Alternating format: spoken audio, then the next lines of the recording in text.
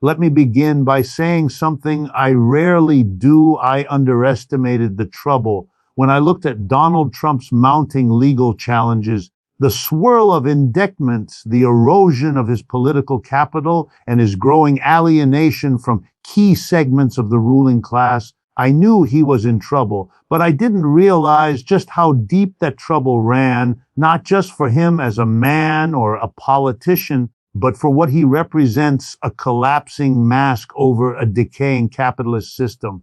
When a powerful figure like Donald Trump begins to fall, it's tempting to view it strictly through the lens of individual consequence, legal failures, personal hubris, or political missteps. But that perspective misses the deeper truth. What we are witnessing is not merely a man in crisis, but a system revealing its own rot.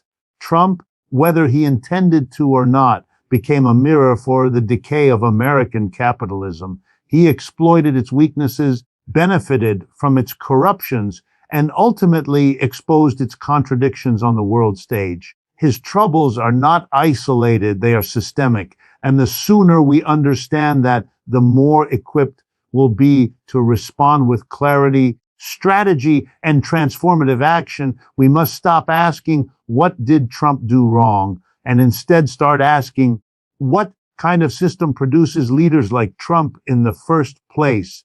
And then choose them up once they've served their purpose. Because here's the truth: no one at the top wants you to fully absorb.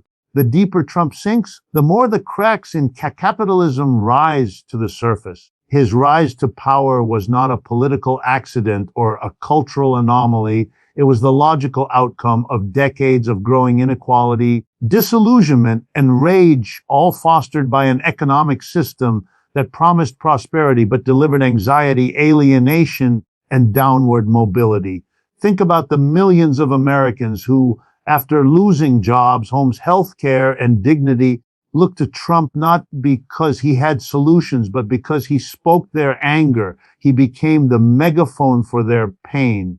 That is the most damning indictment of this system, when people are so abandoned that even a hollow promise feels like hope. Trump was never the disease. He was a symptom. His trouble, his collapse, is not just about him. It's a signal flare warning us that the structure he rode in on is no longer holding.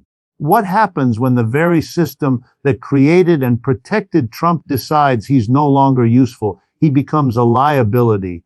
The legal system, the media, the corporate backers all begin to distance themselves, not because they found a conscience, but because they understand public sentiment is shifting. He is no longer the perfect distraction. He can no longer deflect attention away from the reality of workers living paycheck to paycheck, students drowning in debt, and families choosing between medicine and rent. When the puppet can't perform, the hands that pulled the strings move elsewhere. That's not justice, it's strategy, and it reveals a brutal truth. Individuals are expendable in a system designed to protect capital at all costs. But here's the hook that should pull you in and not let you go. If Trump's fall teaches us anything, it's that this system is far weaker than it appears. It is a house of cards that requires constant illusion to stay standing. The moment one card falls, the illusion begins to falter. And in that moment, this moment, we are given an opening, a chance to stop reacting and start rebuilding, a chance to ask, if this system can create a Trump, what could a different system create? One that isn't built on exploitation, division, and fear, but on cooperation, equity, and shared power. This is not about left or right. It's about truth and falsehood. It's about reality versus spectacle. And now that the spectacle is crumbling, we must not look away. We must look deeper. Let Trump's trouble be a wake-up call, not a headline. Let it remind us that no individual, no matter how powerful, can withstand the weight of a system that is falling apart. But more importantly, let it remind us that when the system begins to fail, the people have a choice: patch the cracks or break the foundation and build anew. Donald Trump was never an outlier in the world of the elite. He was one of them. A product of inherited wealth, corporate maneuvering, tax loopholes, and media spectacle. What made him different was not his values, but his volume. He said out loud what others whispered in boardrooms. He put a brash, uncensored face on a system that prefers to operate with polished smiles and backroom deals. In doing so, he became both an asset and a liability to the ruling class. They embraced him when he could rally the disaffected, distract the working class, and deregulate their industries. But now that he's lost control of the narrative and unleashed forces beyond their management, they're turning on him, not out of moral clarity, but out of strategic necessity. This is where the real story begins. Because when the elites start eating their own, it's not a sign of reform, it's a sign of weakness. It reveals a fracture at the top, a loss of unity among those who have long controlled the levers of political and economic power. Trump's trouble isn't just legal, it's symbolic. It shows that even those once shielded by wealth and status can become expendable when the stability of the system is at stake. That's a powerful moment, and we must pay attention, because if they can abandon one of their most effective tools, it means they're losing control of the tools themselves. The ruling class thought they could use Trump to channel public anger in a direction that wouldn't threaten their wealth or power. He would give working people someone to blame: immigrants, liberals, foreign nations, while they continued extracting wealth at the top. And for a while, it worked. But the problem with stoking rage is that it doesn't stay contained. You cannot build a fire and expect it to burn only in the places you choose. Trump didn't just speak to the forgotten and the frustrated, he validated their pain. And in doing so, he opened a door that the elite can no longer close. Now that door is swinging wide open. People are asking deeper questions. Why are wages stagnant while corporate profits soar? Why does healthcare bankrupt families while CEOs get bonuses? Why are entire communities collapsing while Wall Street sets new records? These questions are no longer whispered at the fringes. They are becoming mainstream, and that terrifies those in power. Because once people stop focusing on personalities and start focusing on systems, the game changes completely. That's the real danger Trump now poses, not as a political leader, but as a failed experiment that pulled back the curtain. Here's the hook that should jolt anyone paying attention. The elite didn't fear Trump when he was winning. They fear him now because he's losing, and he's not going quietly. He's pulling down the facade with him and exposing just how fragile their control really is. His supporters, once a convenient political weapon, are beginning to see through the illusion. They're not turning toward the elite, they're turning away from the entire system. And in that space, in that disillusionment, is an opportunity for workers, organizers, educators, and movements to redirect that energy toward real structural change. This isn't about defending or condemning one man. It's about recognizing the moment. Trump is not the center of the crisis. He is the signal of it. The elite thought they could manipulate public anger without consequence.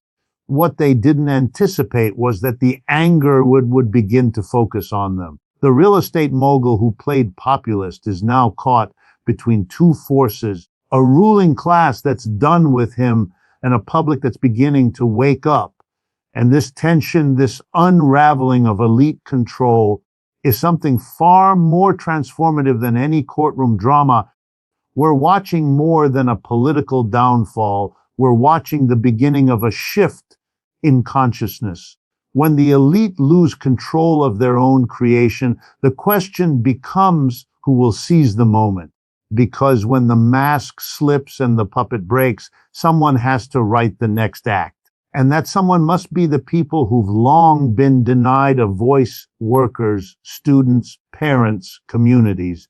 This is our opening, and we cannot afford to let it close. Across America, Something subtle but irreversible is happening. Millions of people who once placed their trust in a political brand, a figure like Trump, are slowly waking up to a deeper truth. Not because they've suddenly changed their values, but because the conditions of their lives have refused to improve. Their wages are still stagnant, their jobs remain unstable, and the cost of everything from groceries to rent keeps rising while the promises they were fed are fading into echoes. This awakening isn't ideological, it's material. When someone tells you they'll fix everything and your life still feels broken, you stop listening to their speeches and start paying attention to your lived reality. And that moment of clarity is powerful. It signals a shift from passivity to political awareness. It means people are no longer willing to accept surface-level answers for systemic-level problems. Donald Trump's political appeal was never built on policy or precision. It was built on tone, on anger, on defiance, on the promise that finally someone would speak for the so-called forgotten man. And for many Americans, particularly those ravaged by decades of neoliberal betrayal, globalization without security, and a bipartisan political elite that seemed indifferent to working class pain, that promise resonated. They didn't vote for a man, they voted for a rebellion. But here's the hook. When a rebellion doesn't deliver, it begins to collapse on itself. And in that collapse, consciousness evolves. People are starting to realize they weren't just betrayed by a politician. They were betrayed by a system that continues to concentrate wealth at the top while distributing blame at the bottom. This disillusionment is a crack in the wall. For years, the capitalist class has used figures like Trump to direct public anger away from themselves. They encourage division, scapegoating, and cultural distractions because they knew the truth.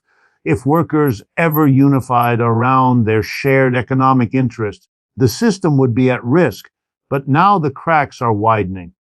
A worker who voted for Trump in Michigan is realizing they have more in common with a struggling worker in California or New York than with any billionaire. A parent who once blamed immigrants is now looking at the landlord raising the rent or the company slashing their hours. And that shift from blaming the other to questioning power is the most dangerous transformation for the ruling elite. This moment of awakening is not an accident. It's the direct result of lived experience.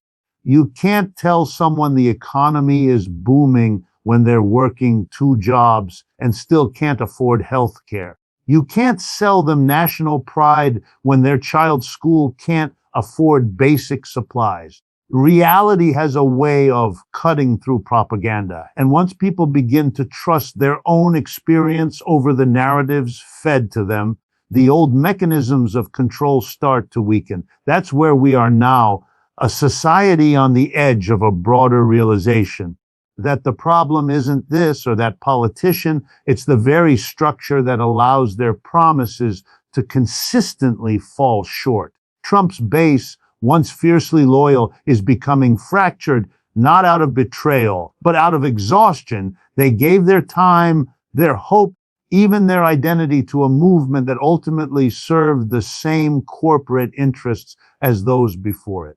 And now they're asking different questions. The danger for the elite is not that Trump loses support, it's that those disillusioned supporters might begin to look toward labor movements, community organizing, or even socialist alternatives. They might begin to ask why they live in a country with record-breaking wealth and yet feel poorer every year.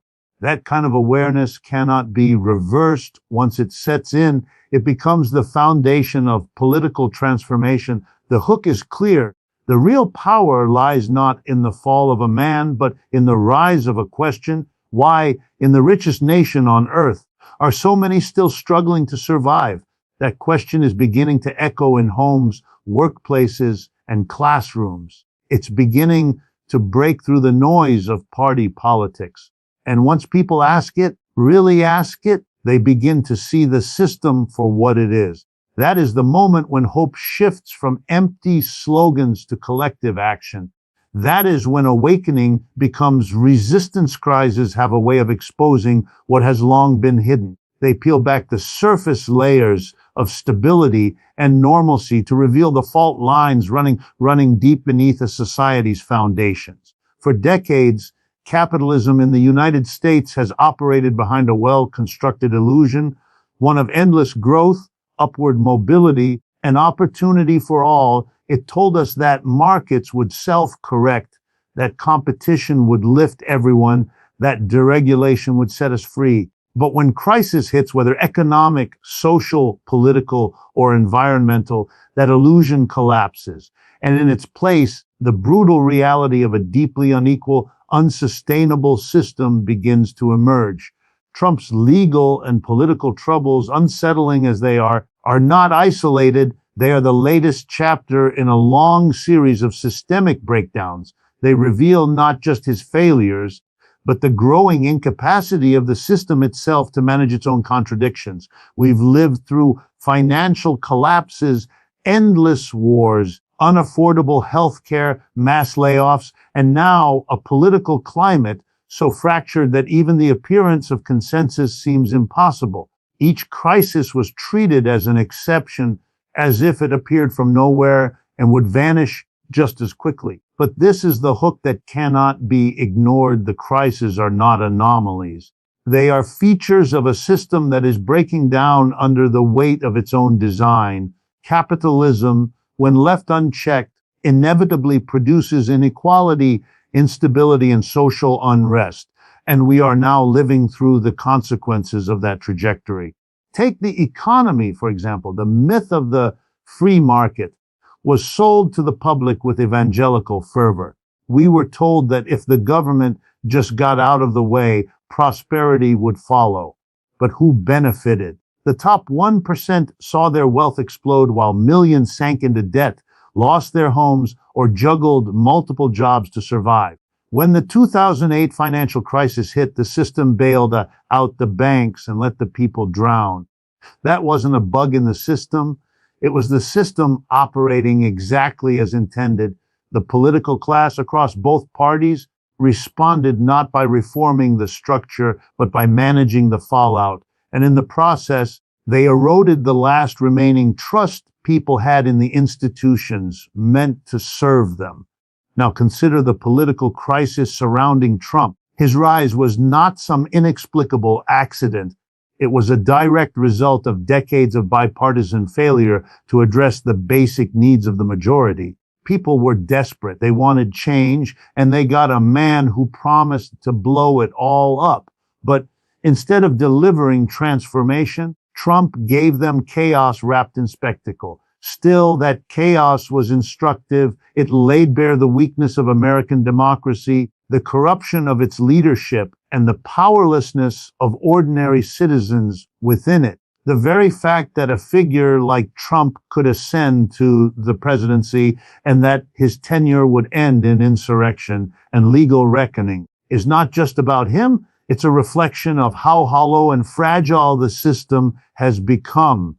The environmental crisis compounds it further. Climate change, once a distant warning, is now an urgent daily reality. Floods, fires, heat waves, and rising seas, all symptoms of a system that prioritizes short-term profit over long-term survival. And yet, the most powerful institutions in the world, backed by fossil fuel billionaires and political donors, continue business as usual. This is not just incompetence, it is a structural commitment to destruction. It's capitalism choosing quarterly earnings over planetary health again and again until there is nothing left to profit from. So when we speak of Trump's troubles, we must resist the temptation to isolate them from the broader picture. His fall is dramatic, yes, but it's only part of a much larger unraveling. Crises do not create injustice, they reveal it. And what we're seeing now across every sector is a system reaching its limits. Economic inequality is surging, political legitimacy is eroding, ecological collapse is accelerating. Each of these crises amplifies the others. They are not random, They are converging symptoms of a global economic model that can no longer sustain itself. This is the moment where awareness becomes power, when the curtain is pulled back, when the system's flaws can no longer be denied. People begin to ask questions they were once too distracted or too afraid to confront. That shift from confusion to clarity, from resignation to resistance, is where real change begins. Crises don't just destroy, they awaken. They break the old logic and make space for something new, but only if we are willing to see the truth they reveal. Leadership built on image, on spectacle, on branding and bluster rather than substance will eventually be crushed by reality. That's not philosophy, it's political law. What made Trump's rise possible was never a deep well of policy or strategy. It was performance. It was the ability to channel mass frustration into a persona that looked like rebellion but operated as consolidation. He didn't lead through vision. He led through volume. And for a time, it worked, because in a system where so many feel ignored, abandoned, or outright discarded, even the illusion of being heard can become intoxicating. But illusions don't build lasting power. They don't solve material problems. And when reality tightens its grip, the illusions fall apart. That's exactly what's happening now. The hook here is sharp when someone builds their authority, not by confronting the structures of injustice, but by distracting people from them. Their downfall becomes inevitable. You can delay reality, you can distort it, but you cannot defeat it. Trump offered rage instead of solutions, slogans instead of policy, enemies instead of solidarity. He gave people someone to blame, but never addressed the actual forces exploiting them. And when those same people find themselves in the same or worse conditions, still underpaid, still uninsured, still unheard, they begin to realize that the speech never had substance, that the stage was all smoke and mirrors. Leadership without a material foundation collapses in crisis. The moment conditions change, the economy slows, the courts intervene, the media shifts, the entire house of cards comes tumbling down. And that's precisely what we are seeing with Trump now. He's not simply being held accountable in legal terms. He's being exposed as a leader who never truly led. He was a projection, a placeholder for people's pain, anger, and desperation. But projection can only go so far before people start measuring promises against their lived experience. That's when the cracks begin to widen and credibility evaporates. The deeper truth here is that this isn't just a Trump problem. It's a system problem. For decades, American politics has elevated personalities over policies, charisma over competence, and branding over vision. It rewards leaders who can manipulate the moment rather than shape the future. Trump may be the most exaggerated example of this trend, but he is not its cause. He's the byproduct of a political economy where wealth buys access, media replaces truth, and leadership is reduced to entertainment. In that landscape, someone like Trump could thrive, but only for a while, because once conditions worsen, and they always do under capitalism, people stop laughing, stop cheering, and start questioning. The most telling sign of failed leadership is when the very people who once believed begin to withdraw, not out of betrayal, but out of disappointment.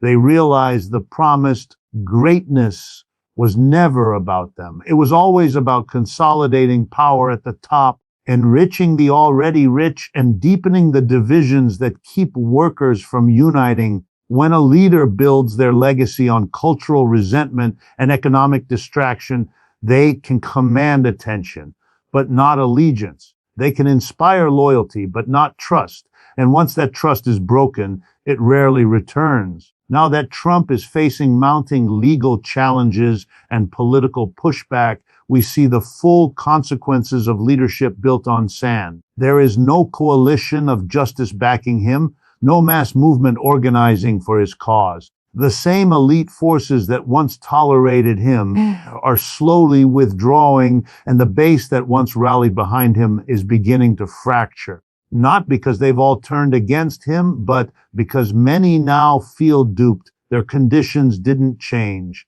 Their lives didn't improve. And that realization is politically radioactive.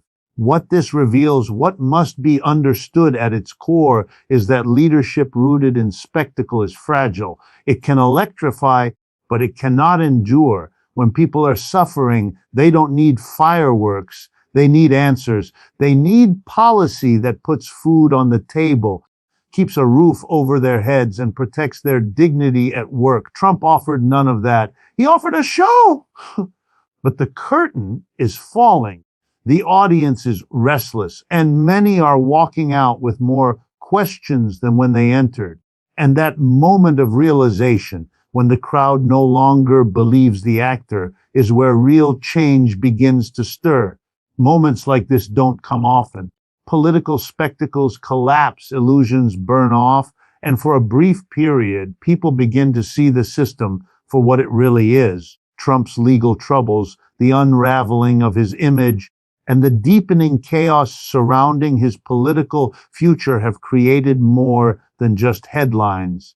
They've created a rupture in the narrative. And when the dominant narrative begins to break, space opens for something new. That space is not merely political, it is psychological, emotional, and profoundly social. In that opening lies our greatest opportunity, but also our greatest responsibility. Because this is not the time to retreat into silence, cynicism, or passive observation. This is the time to step forward, to organize, to speak, and to build. When one chapter ends, another begins, but only if we are willing to write it. Trump's fall should not make us comfortable. It should make us alert. It should push us to ask what allowed his rise in the first place. And more importantly, what systems still remain untouched and intact. His collapse is not the collapse of capitalism.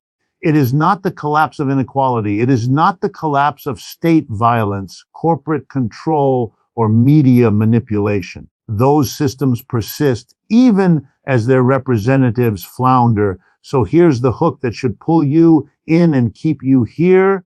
If we mistake his personal downfall for structural change, we will miss the moment entirely. Power never surrenders on its own. It has to be challenged, organized against, and replaced. That work is ours to do. People are looking for answers now.